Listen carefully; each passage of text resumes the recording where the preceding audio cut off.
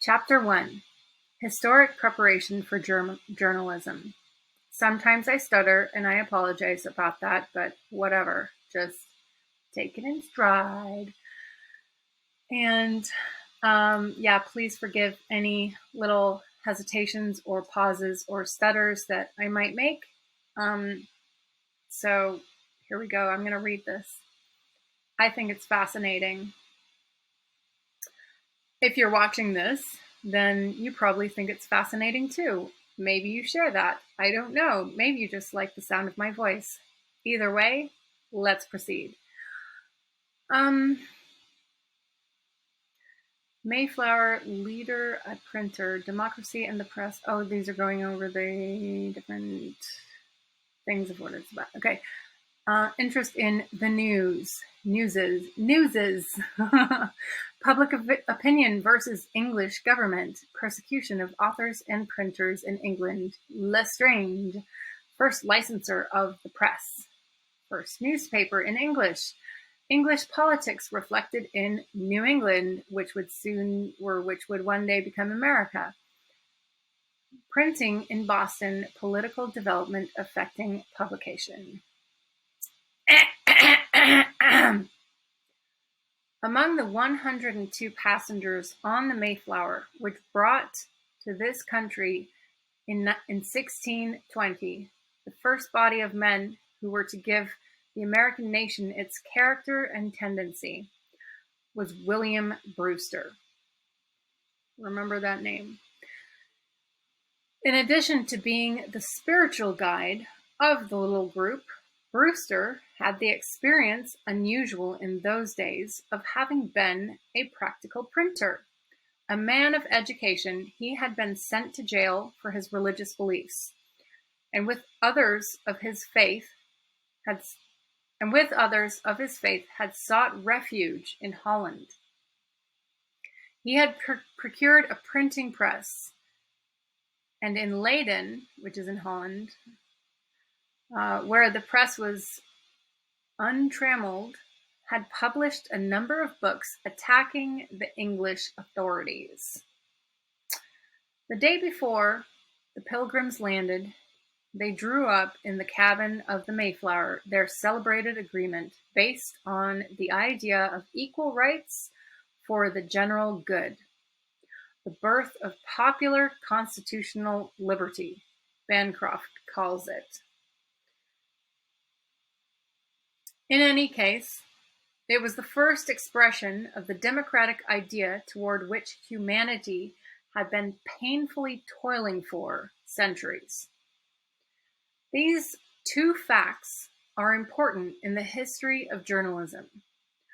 The greatest of all liberties, it is said, is the liberty of opinion, freedom of thought. Within a comparatively few years of the Mayflower's sailing, there had come, following the revival of learning and the development of the art of printing, an impetus toward freedom of expression, such as the previous centuries had ever known. How much the democratic idea, the democratic tendency that came with Christianity, owes to printing, and how much the invention of printing owes to the growth of this idea, is one of those nicely balanced questions that is not to be entered into here. In De Natura Decorum, Cicero put forth the idea of printing books, but there the idea rested for centuries. It was the fact that the world was stirring in the 15th century and that the revival of learning had brought about a demand for books on the part of those who were not able to afford the great vellum manuscripts that brought the printing press. It has been observed that the processes used in the printing press, quote, are as old as the first metal which was ever struck, unquote. We know that the Romans could have invented the printing press, and probably would have, were it not that slave labor satisfied their wants. There was among them the demand for publication. Dionysius of Halicarnassus tells of thousands of writers, quote unquote, thousands of writers on the subject of Roman history alone, and Martial reports that copies of his epigrams sold for 6 sestertii, less than the cost of a book today. But slave labor took the place of the printing press, and the ingrained belief that reading as well as thinking belonged to the ruling class rendered the great organ of modern civilization unnecessary.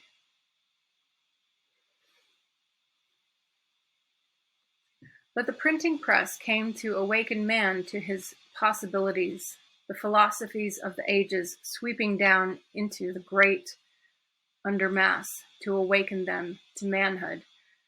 And one of the first evidences that the apparently inert majority, lying under the governmental impact, were shaking off the lethargy of brutedom was the interest in quote unquote news, itself a new word. As early as 1561, we find references to doggerel reports of recent events that were being printed under the title of News Out of Kent and News Out of Heaven and Hell.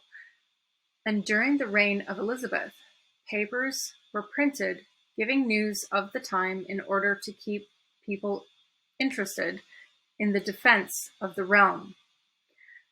This was a development of the written newsletter, which had its origin in the idea of keeping the wealthy informed, just as the wealthy Romans were kept informed by letters from Rome.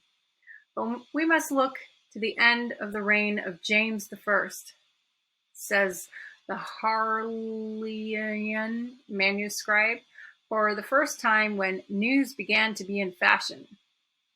The first attempt to treat of the general news in a regular series of newspapers, issued weekly, was when Nathaniel Butters, acknowledged father of the newspaper, brought out in London on May 23, 1622, the first issue of the Weekly News.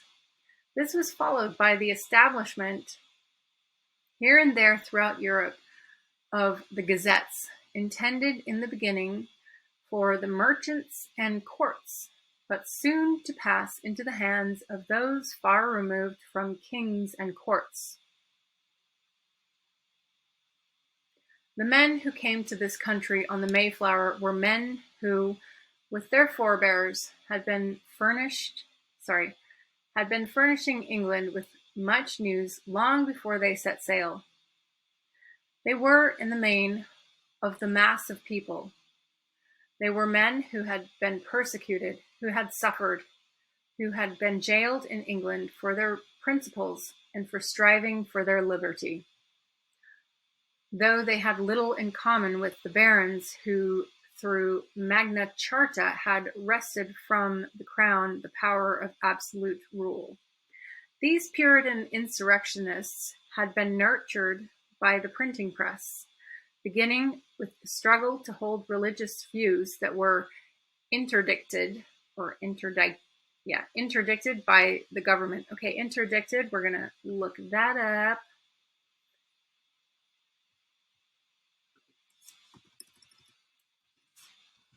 Interdicted. It's not a very common word. I'm going to say interdict.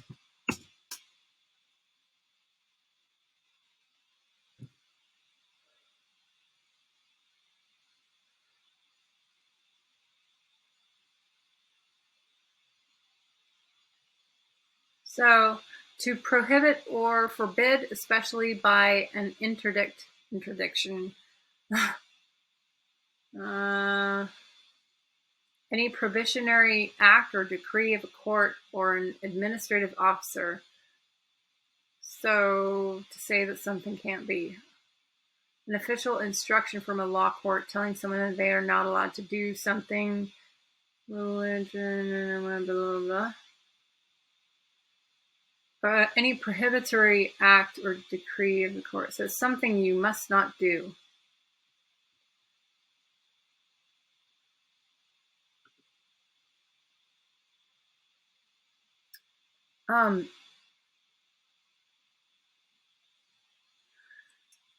So their religious views were interdicted by the government. The government was trying to tell them what to think, and whether you agree with the religion or not, or someone's religious beliefs or not, I would kind of call that overstepping someone's boundaries.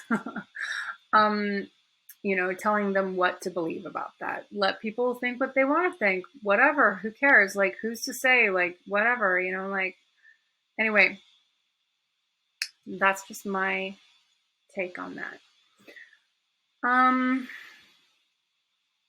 They had broadened gradually into unconscious exponents of free government, and the government, seeing that it was from the press that they had gained courage and boldness.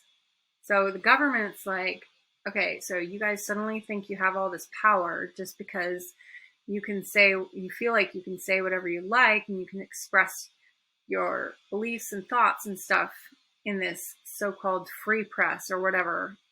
Yeah, we don't like that. Enter the thought police. And this was anyway. And the government, seeing that it was from the press that they had gained courage and boldness, subjected the press to a rigorous censorship. Now that kind of sounds a little bit familiar. I wonder where, there must have been something I've seen recently that had something to do with that. Like, it seems like that's kind of,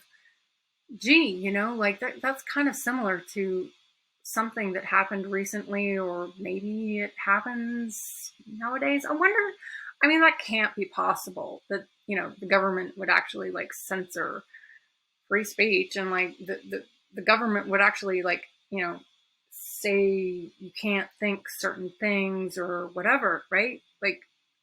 Anyway, let's read on.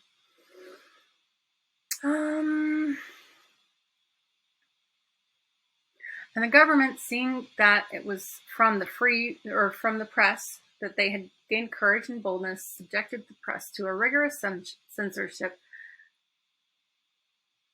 printing being forbidden, save in London, Oxford, and Cambridge, as far back as Queen Elizabeth's time.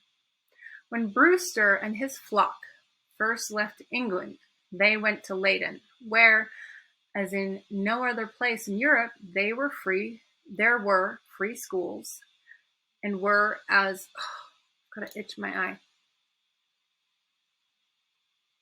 Okay. And where, as Motley says, every child went to school, where almost every individual inhabitant could read and write, where even the middle classes were proficient in mathematics and the classics and could speak 2 or more modern languages. Campbell says that during the 16th century, this little put together, rewind, this little country published more books than the rest of Europe put together, and while England was suppressing and censoring the press, the author here was free to express his thoughts so long as he committed no libel and wrote nothing to offend the public morals.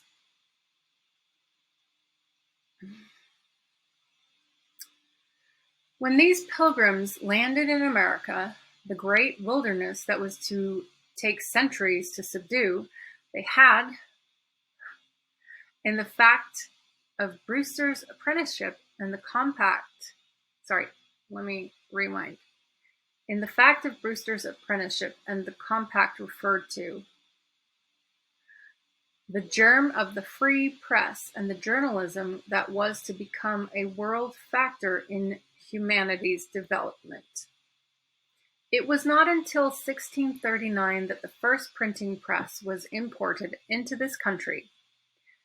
Even then, the settlers were living under such conditions of savagery as England had not known for nearly 1,000 years. Wilderness that it was, these pilgrims had brought with them very definite ideas. Many of them gained during the sojourn in Holland, while in many respects they were still only keeping pace with those of their class in England in intellectual growth. They were far advanced in political thought. A small community of not more than a few thousand was more easily influenced than the population of the thickly settled country whence they came. Such an event, therefore, as the founding of Harvard University and the legacy of Brewster's library, in which there were 8 books that he himself had published in Leyden, was bound to have its influence on the intellect sections of the public mind.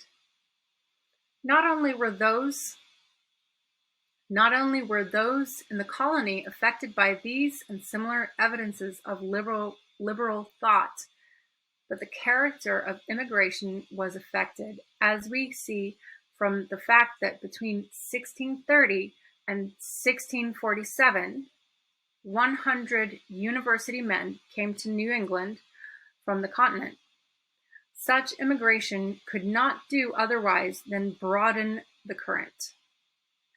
New England, however, was still a colony under the rule of the mother country, and was still greatly influenced by the thoughts of those Englishmen who had remained on the other side.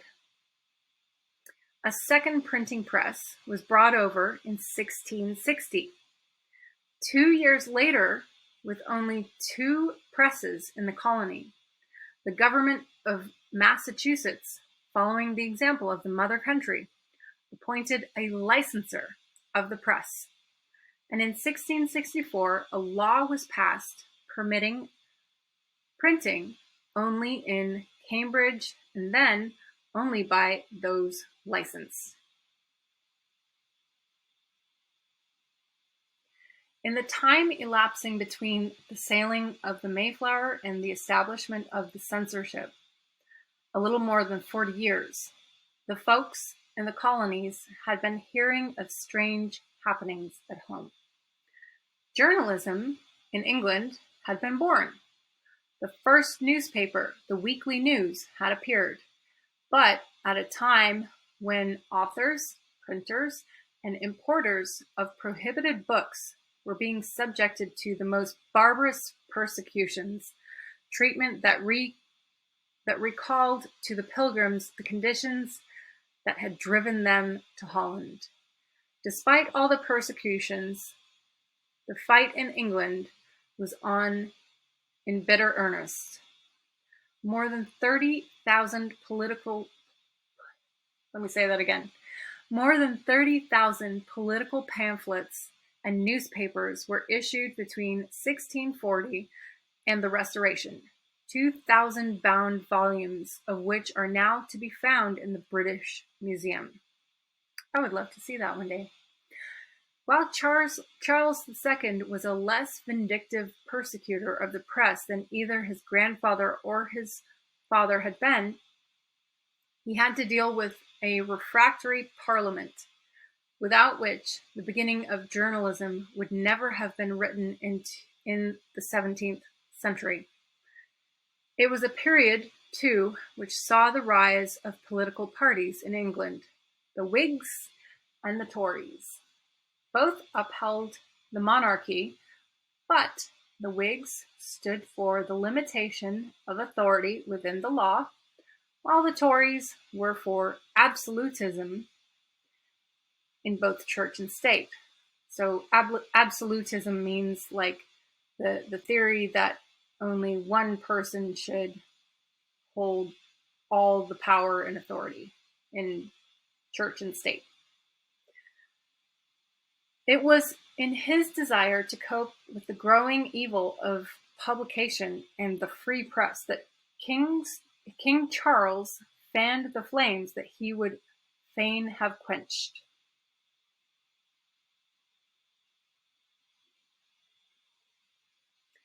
He appointed in 1663 Sir Roger L'Estrange as licensor of the press and surveyor of the printing offices.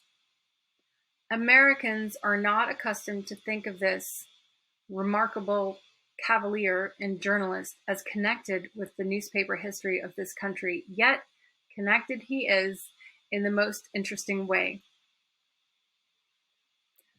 Directly through Benjamin Harris, as we shall see in another chapter, and indirectly through his persecutions and general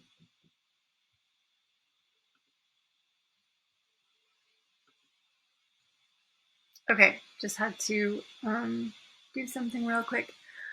So, Americans are not accustomed to think of this remarkable cavalier and journalist as connected with the. Yeah, we went over that. Blah, blah, blah. Oh, yeah. Through his persecutions and general whacking of heads, both of editors and publishers, toughening the fiber of those who were founding the Fourth Estate and providing examples of heroism for those editors in this country who, in their turn, went to jail as part of the routine of a not over-respected profession. It was L'Estrange who was selected to answer Milton's Areopagitica, which he did under the brutal title No Blind Guides Needed, a fair sample of his wit. From pamphleteer he became, on his appointment as licensor of the press, a full-fledged journalist, issuing in 1663 the Public Intelligencer. For this posterity is indebted to him. For an able journalist he was, considering that his business was to suppress printing and persecute printers, and he said about it in the very best way calculated to encourage the one and stiffen the other. The Public Intelligencer gave way in 1665 to the London Gazette, the first official newspaper in England, a purely governmental publication, containing in the most meager and formal fashion such news as the government wished to publish. But the damage was done, for what the government could do, others could do, and despite the licensor, pillories and prisons, the printers became busy with their defense of a free press and popular rights. When it is realized that 30,000 of these pamphlets were printed in a comparatively few years, it is seen they were no mean workers. Not exactly sure what that means, but I kind of get the idea. The Licensing Act, which had been passed shortly after the accession of Charles II, expired in 1679, and for a short while, several newspapers, the Protestant Intelligence, the True Press, etc., were published by the Whigs. But the 12 justices under Chief Justice Scroggs declared that it was a criminal act at common law to publish any political news without the king's license. As this allowance was given only to the London Gazette and to L'Estrange's new paper, The Observateur, life for the journalists was just as unbearable as when the License Act was in force. James II, however, was not satisfied with this common law protection, which was ample enough, as the printers and writers who had served in jail under it could testify. And in 1685, immediately after his accession, censorship of the press was revived. Those were sad years for our Protestant pilgrims on the edge of the wilderness in New England, but not dull ones. There was no need of any license law to keep them from printing seditious pamphlets or newspapers, for Indian wars, smallpox, and the severe New England winters kept them engrossed without the aid of political discussion, while their material troubles divided their attention with the struggle against heresy and sin. Though they were all of the same sect and religious belief, it was no easy matter to maintain harmony in matters spiritual. Persecutions in the mother country had helped largely to increase immigration to the colonies, although the newcomers soon found that on this side of the ocean, government was far from humane. Radcliffe's ears had been cut off. Ugh. And he had been banished from the colony because he criticized the government and the church. It was a cruel age, and perhaps it would be too much to expect that these men, cast off into a new world, would develop refining processes over and above those of their mother country. Another newcomer, Roger Williams, soon clashed with the intolerant authorities, and the overbold innovator was driven out of the colony to find a more liberal one of his own, banished and cast away. A woman was another conspicuous disturber of the colony's smug self-content. Mrs. Hutchinson arrived in 1634 with an apparently harmless message, but one calculated to disturb the colonists. She brought with her, said Governor Winthrop, two dangerous errors: that the person of the Holy Ghost dwells in a justified person, and that no sanctification can help to evidence us from our justification. Whatever that means. Of course, no self-respecting Puritan government could stand such heresy, but the plain people with an aptitude for theological hair-splitting that later generations can scarcely appreciate took Miss Hutchinson and her two heresies to their bosoms in order that there might be peace and unanimity in the community, according to the Puritan idea of a good community. It was necessary to banish Mrs. Hutchinson and several important men of the colony who had become converts.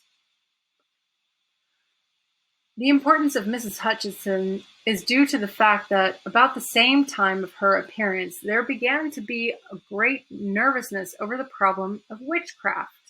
Winthrop, in his journal, suggested that her devilish doctrines might have been inspired by a real witch. Oh my God, these people. Despite these troubles, the colony prospered, spiritually as well as materially. Harvard College was founded in 1636. Wow, I did not know that. By 1645, the colonists were producing more than they needed. Exporting was begun, and vessels were built, the latter industry thriving so well that by 1665 they had built about 80 ships from 20 to 40 tons and 12 of over 100 tons. England began to take notice of this colony, whose prosperity was being noised about. Oh, look at you guys, you're doing so well. What are you doing? We're jealous. Anyway, joke. In 1673, the colony had 5 ironworks, the products of which were used exclusively by the colonists. And along with this opulence, the people began to get control of the church, so that we hear more and more about sin and its allure. In 1675, King Philip's War broke out, and for 2 years there was a sanguinary conflict. I'm not going to look that up right now. There was a conflict. There was a war. In the same year, the first fire of importance swept away 45 dwellings and several large warehouses, but the greatest catastrophe was when King James, on his accession to the throne, took away the charter of the colony and appointed Governor Andros to rule over these sturdy believers in their rights and their ability to rule themselves. You guys, you don't know what you're doing. You can't rule yourselves. All the annoyances possible from a tyrannical representative of a tyrannical king, Andros inflicted. Oh my God, how annoying. Though the colonists murmured and met in secret, it was not until they had learned of the revolution in England and of the invasion by Prince of Orange. Hang on a minute. By the Prince of Orange. Are they talking about who's the Prince of Orange? I don't know. That they seized Andros and his associates, restoring the old form of government. Interesting. Despite these activities and interests, the colonists were far from indifferent toward the spirit of the times and the happenings across the seas. Many ships brought news of the homeland, and the news letters, direct precursors of the newspapers, not only brought news from the other side, but developed the habit of wanting news about themselves. Like, hey, we want to know what's going on with ourselves, man. Like this, we want news for us. Like, we want this. Religious news was the most important item, as might be expected in a community of 8,000 inhabitants, where the intense religious fervor of the type that this generation knows as the spasmodic revival was not a matter of a week or a month, but had been the business of the colony from the time when their grandparents had come into the wilderness and, with the aid of God, had built up a thriving city. There were bookstores and culture of a kind, but just as we see cities, communities, and nations influenced and swayed by dominant intellects, so here the dominating intellects were men whose culture was narrow, men who, representing generations of persecution for their beliefs, had grown to hate all not closely allied with their own sect.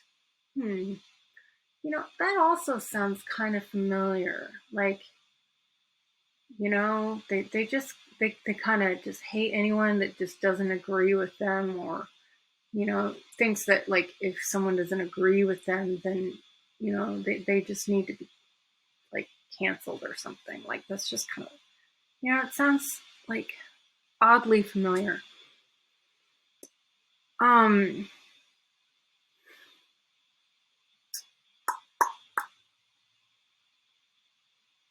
Had grown to hate all not closely allied with their own sect.